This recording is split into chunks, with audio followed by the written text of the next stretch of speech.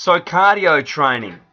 My next top 5 tips. Let's get started with number 1. Being prepared. If you're going to be sitting on the stationary bike for 30 minutes 3 times per week, it may get boring. A portable MP3 player or some other music option could make the time fly and also take your mind off of exercising. Now that's pretty broad, yeah? Let's think a little bit more into what you can do to prepare yourself for getting real good results with your own cardio training. Firstly, understand why it is that you're doing cardio work. Group fitness is a great way to motivate yourself if you don't have a goal with your cardio training straight away. Group fitness is an awesome option to get some excellent functional movement into your day. Have fun. The social gatherings, sensational. The well-being that you feel from being in that crowd, and of course doing something a little bit different that you wouldn't normally do on your own. Those challenges bring those feelings and sensations of great well-being, and also can get you working harder than normal because of that little bit of competition training in there with other people around you and seeing that they're doing the same thing. So the group fitness is a great way to challenge your training. Other things with being prepared is make sure that you schedule it. We want to schedule our cardio training always after our weight training. Weight training is number 1 priority to build our lean mass. Lean mass is what is going to keep you leaner, make you more functional, and make you strong. And because of that, we always prioritize weight training first and finish off with your conditioning workouts post your weight training. So make sure you're prepared to do that most times. Next one, checking your form. Again, when we talk about weight training, it's all about form. Well, the same goes for cardio training. When you perform your cardio workout, you don't want to be there performing more power movements, more high intense training, and see that your form starts to dwindle over a workout. That potentially will be harmful for your joints and also get you working unnecessarily. With cardio training, you want to see that you're working between, say, 70 and 85%. That's quite high intense, so you should be really struggling at 70% to be able to talk and hold a conversation. At 85%, there is no talk. There's just solid focus. Otherwise, you might find yourself in a bit of a spot of bother on the treadmill. Now, when checking your form, it's the use of mirrors can certainly work. Having a trainer is also going to help you, but you want to make sure that you're working effectively in your routine. So when you're doing boxing, for example, if you go too hard, you're going to hurt your shoulders. Now, people know that. They know, well, if I hit the bag too heavy and do big round hooks and roll my shoulder in, I might hurt my shoulders, okay? Well, nothing changes when you're on the treadmill and you're sprinting to the end. Just because you're 2 legs doesn't mean that you do these big, wide steps. You shouldn't be hitting the treadmill hard. All those things are also check-ins for your form. So if you don't know what to look for with your cardio workout, and if you walk out of the gym sore from your cardio workout or have some form of spasm the next day from overdoing it, then you've got to get that checked, because you do not need to train that hard to burn calories. There is no science that shows by training over 85% is the best way to not only build your performance goals, but also for burning calories. You want a controlled, smooth training program, and that's first and foremost with any sort of weight training. We don't want to train maximally, guys. We want to train optimally, so that way you're left feeling energized and not exhausted. Now, wait 1 hour before eating for fat loss. Now, this is a great point. Please make sure that you give yourself up to 45 minutes to an hour after your workout, so that way you can maximize the body's way of burning calories post exercise, and that's called our exercise post oxygen consumption. So our EPOC gets our body burning fat post the workout, and that's our way of making sure that we're using oxygen to clear waste products. We don't want to slow that down by eating and then having the body going into another mode of metabolism. We want to use that and build our metabolism and grow that metabolism so that we're burning more fat post our workout. So having something soluble like a protein shake about an hour after your workout would be optimal.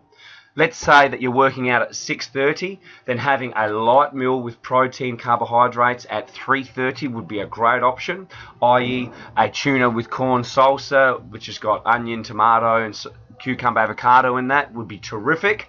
Then working out at, say, 6:30, 3 hours later, just before you come into the gym, you do want to have your amino acids, guys. Branched chain amino acids are an evidence-based supplement, and because of that, they should be used for anybody who wants to get results, maintain muscle, recover faster from your workouts. So have that on entering the gym. Workout, say, for your class, say you're doing an hour, that takes you to 7:30, and then you would have your shake on that occasion around about, say, 8:15, and eating a little bit later that night. Okay, that would be a great way to go, giving you 5 hours between meals with a little bit of protein.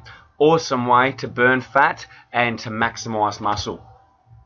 Watch the research. Often people come in and they really hammer themselves in the gym. But did you know that by performing our Tabata intervals, 4 minutes, which is 20 seconds work and 10 seconds rest intervals, resting for, say, 1 to 2 minutes, 4 times in total, shows that 4 sessions like this had the same results for those that were training in 5 hours at steady state levels. 5 hours could be 5 10K runs, for example. So very similar calories burnt and maintenance of muscle by following the Tabata intervals, given that you're training at a high threshold. So mixing both up will be great in your program. You need some higher intense work to see that your body can go to that next level. And the steady state stuff also is a great way for you to condition and create energy, because energy is created in the mitochondria, and that takes about 30 minutes of work to really get your mitochondria energized, and that's where the fire burns, I suppose, in regards to creating energy. So putting some of that into your week certainly could help if you enjoy your cardio work and you're trying to get into a better condition.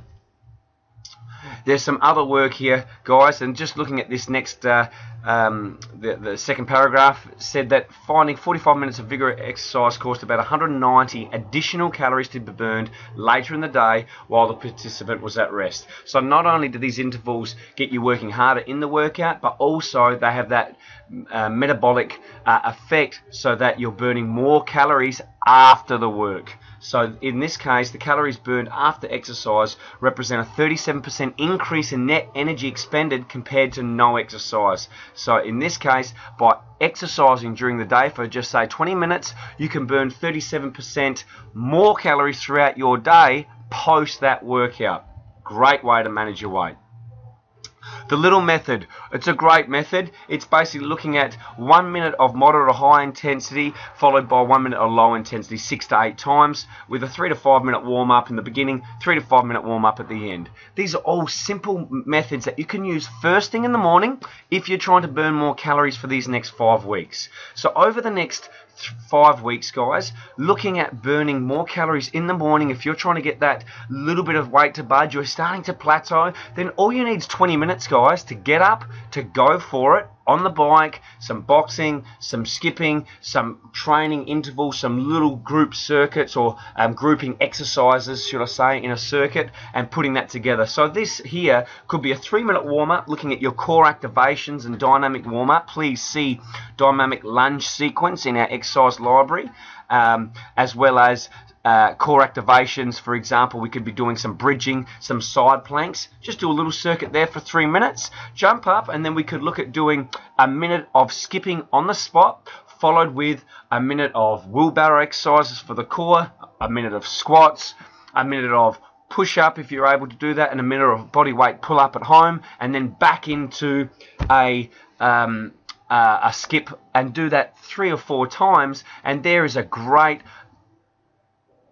exercise-based endurance style session that's going to get you burning more calories, and is also a more of a dynamic movement rather than sitting on the treadmill running. You're able to perform these exercises to get your calories and get your heart rate up, burning more calories, and also opening your body up for what's ahead. So think of it like as a high intense warm-up. Push-ups might be a bit challenging in that case, guys, so maybe a plank reach or a hover reach would be a better option. It's not going to take away the strength profile for you later on, your strength workout later on in the day.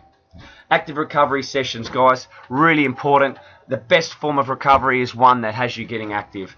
For example here, a light 30-minute spin around the neighbourhood one day after a killer workout or epic ride will get you back to full throttle training sessions more quickly than sitting on the couch. By boosting circulation to fatigued muscles and raising your core temperature, this kind of recovery can significantly reduce your downtime, which also increases the number of high-quality training days you can get in on a monthly basis. Now, we're talking a month to go, guys. These are the things that are going to make your last 5 weeks a killer 5 weeks moving forward. So you can only monitor what you measure. Number one, faster. Goal is to be gaining speed. Don't be intimidated by intervals. We discussed this. At this simplest, it means all you're doing is alternating between harder and easier workouts. So measure your fast days. Measure this by using the clock, by using your intensity, by using how many, if you do a 20-minute workout and it's Tabata work, how many sets you did in that 20 minutes, or how far you got in that 20 minutes because you're changing up the treadmill speed. Stronger, building endurance. Okay, this is different. This is now looking at progressing and stressing your body, allowing it to recover and adapt, and then stressing it again. So looking at doing this more often. You have to be consistent. We want to look at doing some strength training sessions regularly, and we know that this is going to help us build our endurance. So those circuit style sessions or those metabolic conditioning workouts or Tabata intervals with bodyweight workout will make yourself stronger. So there's my final 5 tips for great cardio workouts, guys. Let's see. Get prepared, number 1. Make sure, number 2, you're watching your form. Next one, intervals. So important to burn more calories sooner. And now with the next 5 weeks, guys, whacking them in 2 to 3 mornings a week, followed with your weight training in the afternoon. For example, Monday morning, intervals followed with weight training and low intense cardio of an evening. Do that Monday, Wednesday, Friday. Get a couple of classes in on Tuesday, Thursday, and then your ultimate workout on a Saturday, rest day, Sunday. Have a great week, guys, and make it happen.